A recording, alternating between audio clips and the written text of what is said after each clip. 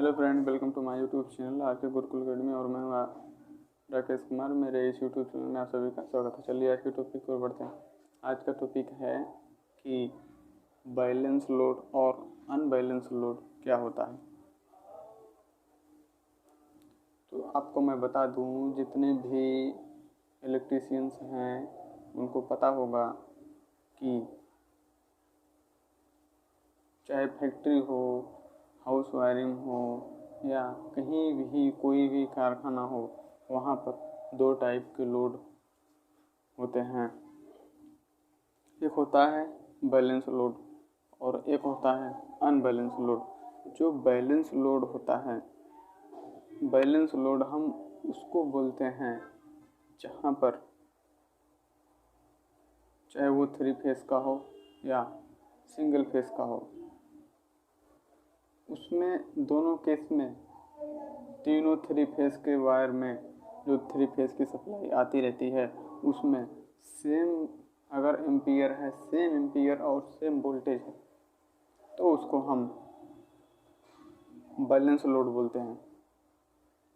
ठीक है, उसको हम बैलेंस लोड बोलते हैं। और अगर तीनों वायर में जो लाइन का वायर होता है, उस लाइन के तीनों वायर में अगर अलग अलग वोल्टेज दिखा रहा है, अलग अलग एम्पियर दिखा रहा है, इसका मतलब है कि अनबैलेंस लोड। अनबैलेंस लोड का मतलब ये है कि कुछ लोड जो है किसी फेस पे ज़्यादा होता है, कि कुछ लोड किसी फेस पे कम होता है, उसी को हम बोलते हैं अनबैलेंस लोड। लेकिन खास कर करके कोई भी सिस्टम हो, कोई भी कारखाना हो, कोई भी कंपनी हो या कहीं भी हो, वहाँ पर चाहे ट्रांसफार्मर हो, चाहे डीजी हो, चाहे यूपीएस हो, उस पर जो लोड चलता है वो हमेशा दो टाइप में ही चलता है। ऐसा नहीं है कि वो एक टाइप में फिक्स है, वो हमेशा दो टाइप में चलता है। उस पर सेम टाइम में लोड बैलेंस और अनलोड बैलेंस दोनों होता है। तो सबसे पहले मैं आपको समझाता हूँ कि लोड बैलेंस क्या होता है। ठीक है, तो पहले यहाँ पे मैं लिख देता हूँ unload balance.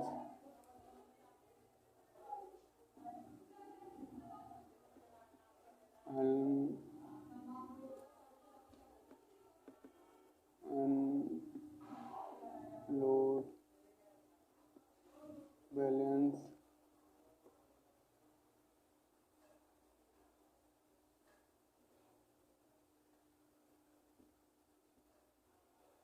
Unload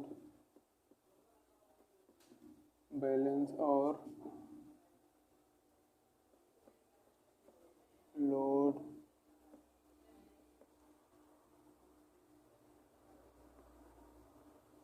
unload balance और लोड बैलेंस। ठीक है, अब इसको समझते हैं। मान लीजिए मेरे पास एक 3 फेस की मोटर है। ये 3 फेस की मोटर है, तो उसे हम कैसे मेजर करें, कैसे पता करें कि उसके तीनों टर्मिनल में कितने एम्पियर लेंगे? क्या अलग अलग एम्पियर लेंगे या कम ज़्यादा एम्पियर लेंगे? अगर कम ज़्यादा एम्पियर ले रहे हैं तो या तो मोटर में दिक्कत है, या तो कहीं ब्रेकर में दिक्कत है, या तो जिस कॉन्टेक्टर के थ्रू सप्लाई आ रही है उसमें दिक्कत है। ठीक है, पहले मैं आपको समझाता हूँ लोड बैलेंस। तो यहाँ पे आपको क्या देखना पड़ेगा? सबसे पहले वोल्टेज। वोल्टेज कैसे पता करेंगे? वोल्टेज में आपका हो गया R Y number 1। Are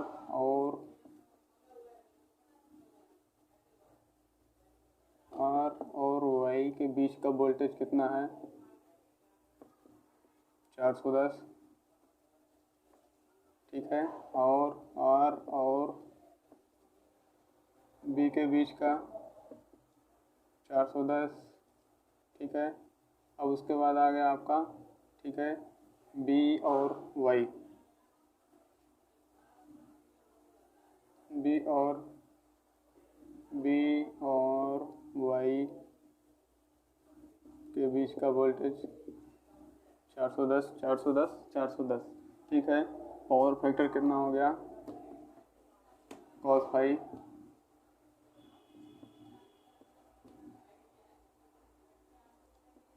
phi हो गया आपका 0.8, वो हो गया आपका क्या 0.8। ठीक है। अब अपने पास मोटर कितना HP की है, मैं मोटर ले लेता हूँ 10 HP की।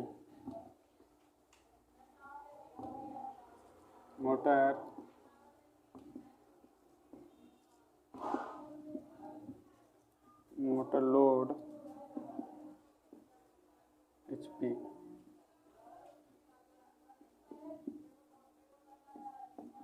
10 HP। ठीक है, 10 HP का हो गया। ठीक है। अब आपको इसमें ध्यान क्या देना है, आपको ध्यान ये देना है, जो मेन पॉइंट है वो ये है कि R और Y के ये दोनों फेस वोल्टेज हैं, इसे हम लाइन वोल्टेज बोलते हैं। लाइन वोल्टेज इसलिए बोलते हैं कि जो ये फेस होता है ना आर वाई बी, ये भले ही आर वाई बी है, लेकिन जब भी इसका हम कैलकुलेशन करते हैं तो इसका हम जो फेस टू फेस का वोल्टेज होता है उसको हम लाइन वोल्टेज बोलते हैं। उसको क्या बोलते हैं, लाइन वोल्टेज बोलते हैं। ठीक है, ये चीज़ आपको ध्यान देना पड़ेगा, लाइन वोल्टेज बोलते हैं। और इसमें जो है तीनों फेस के तीनों वोल्टेज जो है सेम है और पावर फैक्टर भी सेम है। तो सबसे पहले इसको हम समझते हैं, कैलकुलेशन देखते हैं, इसका जो इसका फॉर्मूला होता है उसको समझते हैं। तो मान लीजिए कि 10 HP की मोटर है,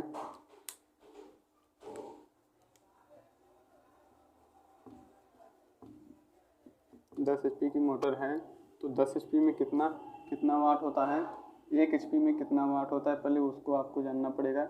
1 HP में 746 वाट। ठीक है, ये हो गया 10 HP। ठीक है, तो 10 HP का आपको कितना हो गया, 746 गुणे 10 इंटू 10 इक्वल टू कितना हो गया आपका 7460। कितना हो गया आपका 7460। ठीक है, अब ये क्या हो गया आपका वाट। जो पावर आएगा वो हमेशा वाट में होगा, चाहे हमें किलोवाट से एम्पियर निकालना है चाहे HP से एम्पियर निकालना है, हमें किलोवाट को भी वाट में कन्वर्ट करना पड़ेगा और HP को भी वाट में कन्वर्ट करना पड़ेगा। ठीक है, ये हो गया। अब आगे देखते हैं कि ये 3 फेस का है, तो वहाँ पे क्या लगेगा, √3 जो है वो 3 फेस को दर्शाता है, तो √3 का क्या होता है, √3 का मान होता है 1.732। ठीक है, √3 का हो गया आपका 1.732।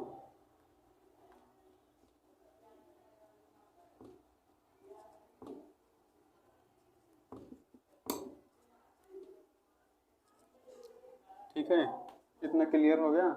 अब देखते हैं, अब इसको आप ध्यान से समझिए। यहाँ पर हो गया आपका, ठीक है, अब आ गया आपका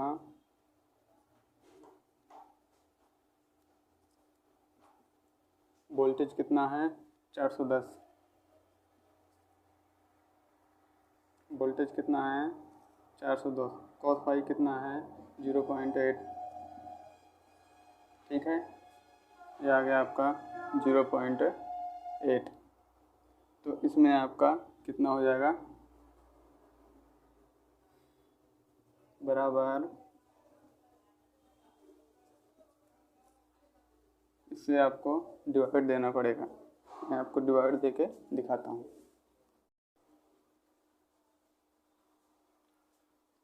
ठीक है, अब मैं आपको कैलकुलेशन करके बताता हूँ। मैंने कैलकुलेशन कर दिया, क्योंकि मेरे पास कैलकुलेटर नहीं है, इसीलिए वीडियो को रोकना पड़ा था। ठीक है, अब आपको आगे बताता हूँ, समझाता हूँ। जो ये है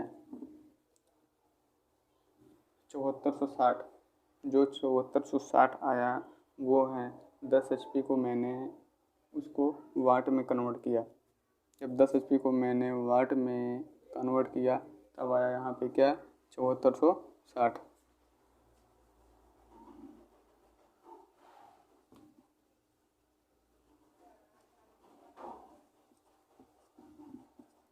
ठीक है,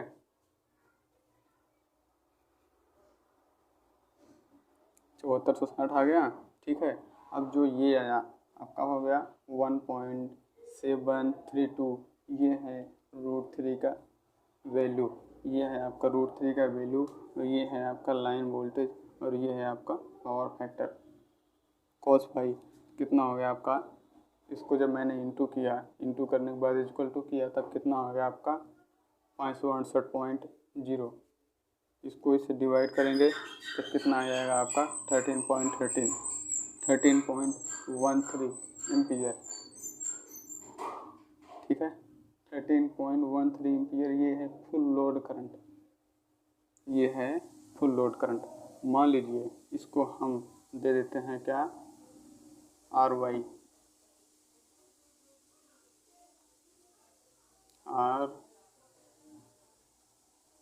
RY और B। ठीक है, ये जो है ना, ये तीनों फेस का है, ये तीनों फेस का वोल्टेज और एम्पियर अगर सेम है तो तीनों फेस में आपका, ये तीनों फेस में एम्पियर भी सेम होंगे, पावर फैक्टर और वोल्टेज भी सेम लिखा जाएगा। ठीक है, ये क्लियर हो गया। अब बढ़ते हैं अनबैलेंस लोड।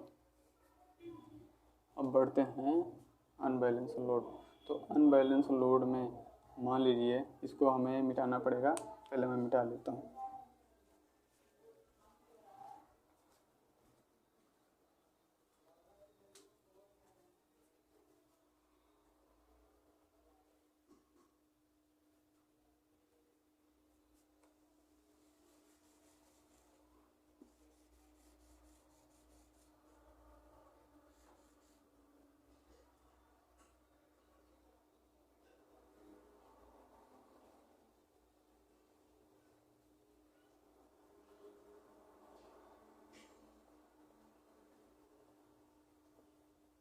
ठीक है, अब इसको हमें क्या करना है,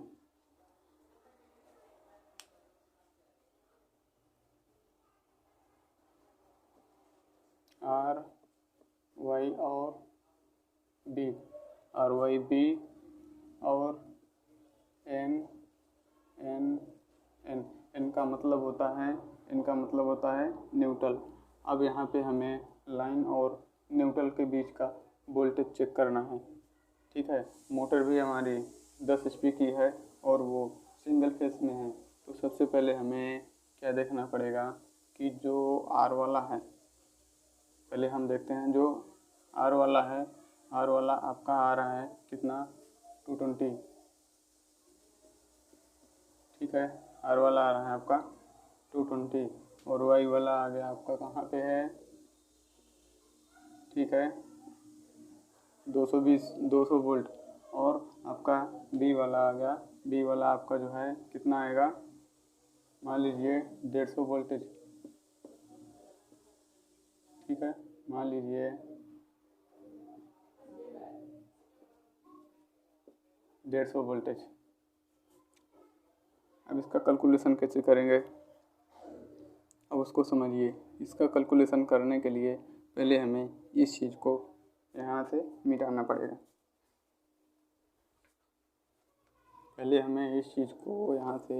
पड़ेगा।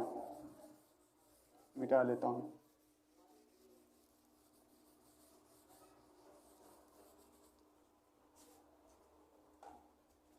ध्यान से समझिए। सबसे पहले हम क्या लेंगे, HP। जो इसका फार्मूला होता है वो इसका फार्मूला ये सब होता है कि मान लीजिए अपने पास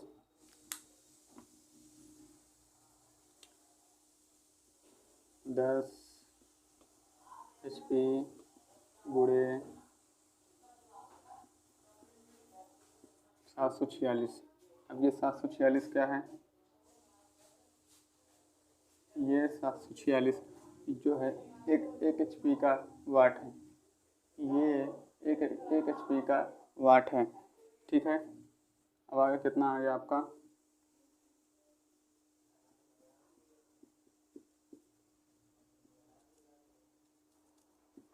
कितना हो गया आपका 7460 वाट। क्लियर, ये आपका हो गया 7460 वाट। अब इसका वोल्टेज कितना है, तो यहाँ पे हम क्या लिखेंगे, सबसे पहले आर और एन का वोल्टेज, आर और एन का वोल्टेज क्या है, 220 वोल्ट है। ठीक है, आर और एन का वोल्टेज क्या है, 220 वोल्ट है। तो इसे हम कैसे करेंगे, तो यहाँ पर हमें यह करना पड़ेगा कि 7460 यहाँ पे 220, ठीक है, 220 वोल्टेज लाइन और न्यूट्रल के बीच का वोल्टेज 220 हो गया। और ये आपका हो गया cos पाई, ये आपका cos पाई पावर फैक्टर 0.8। ठीक है, 0.8। अब इसको अगर हम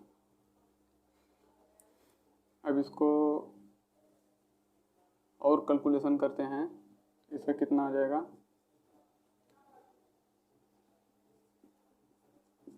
7460 और इसका हो गया आपका जो है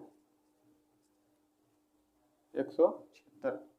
जब इसको हम 220 इंटू 0.8 से करेंगे, गुणा करेंगे, तब यहाँ पे आ जाएगा कितना, 176। अब 176 जो है आपका कितना आ गया, अब 7460 को 176 से डिवाइड करेंगे, तब यहाँ पे आ जाएगा आपका 42.38 एम्पियर, 42.38 एम्पियर। ये है किस चीज़ का, आपका और आर और एन का वोल्टेज, आर और एन का एम्पियर। जो आर फेस का लोड है वो आ गया आपका जो है 42.38 फुल एम्पियर लोड। ठीक है, अब चलते हैं सेम टू सेम वाई वाले पे। अब चलते हैं सेम टू सेम वाई वाले पे। तो वाई वाले पे हमें क्या देखना पड़ेगा कि वाई वाले पे हमें वही सेम टू सेम फार्मूला रहेगा, खाली सिर्फ वोल्टेज चेंज रहेंगे इसके। इसका वोल्टेज कितना है, 200।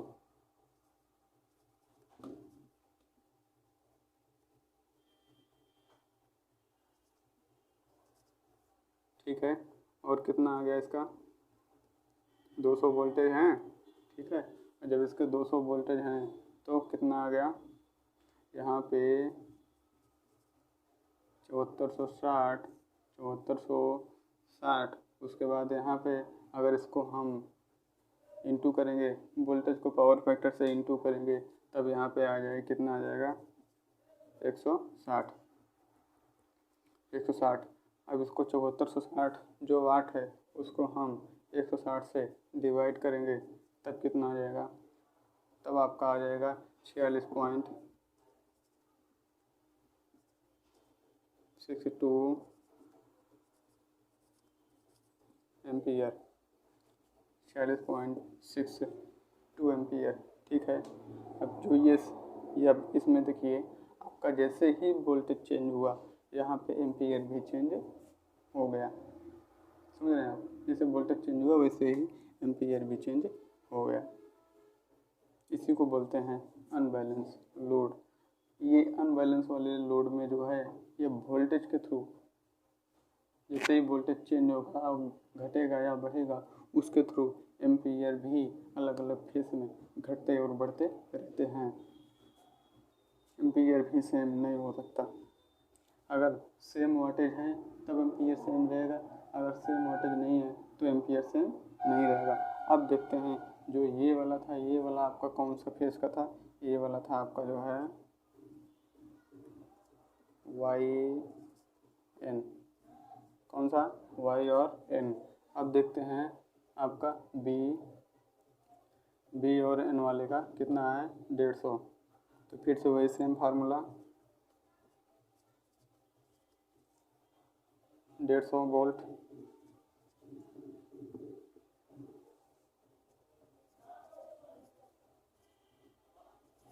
0.8, 150 वोल्ट 0.8।